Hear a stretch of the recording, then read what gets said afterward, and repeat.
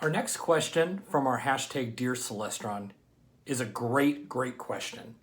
It is, which telescope would be perfect for me as a beginner?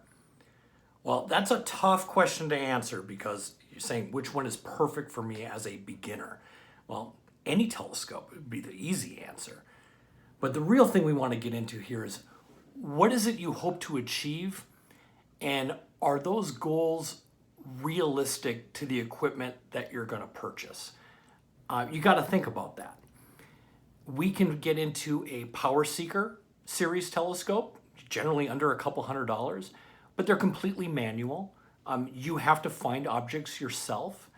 But that's a great way to start. There's something really satisfying about taking a telescope outside.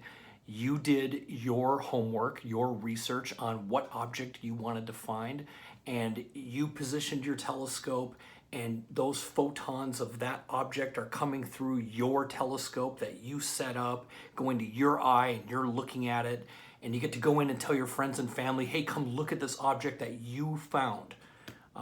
That's enormously satisfying.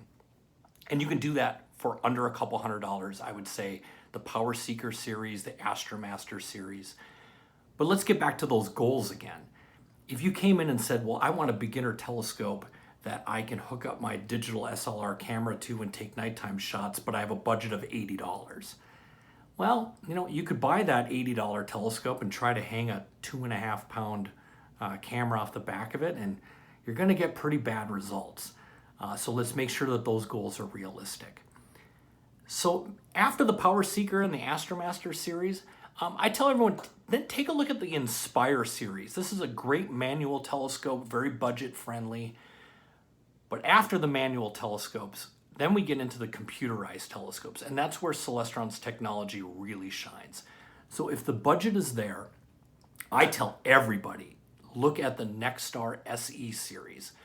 They come in a 4-inch all the way up to an 8-inch. And I tell everyone, buy the biggest SE series model you can afford, because these are amazing telescopes, completely automated, automatic tracking, automatic locating. They're really incredible. But for 2020, what I'm really excited about now is, especially for the price point that you can get into these, is the new StarSense Explorer. There's one here in my office.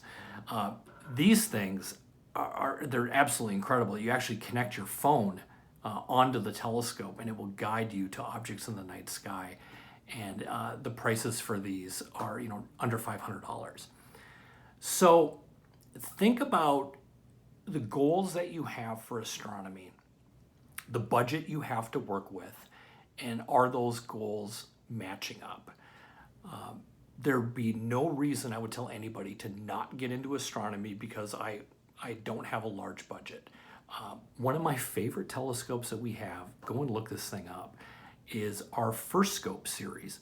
It is a little tabletop telescope, very small, very portable. I have one upstairs. I should have grabbed it. This is the telescope that I take out if I just want to show somebody the moon because, hey, it looks pretty tonight. I can grab that in 2 seconds and have amazing visual experience. So there's no perfect answer for a beginner telescope, but we have choices in a giant spectrum of price ranges that will achieve any goal that you're looking for. But what's most important is get a telescope and get out there and start looking at the night sky. Please continue to send these questions. Hashtag Dear Celestron. Thanks, everybody.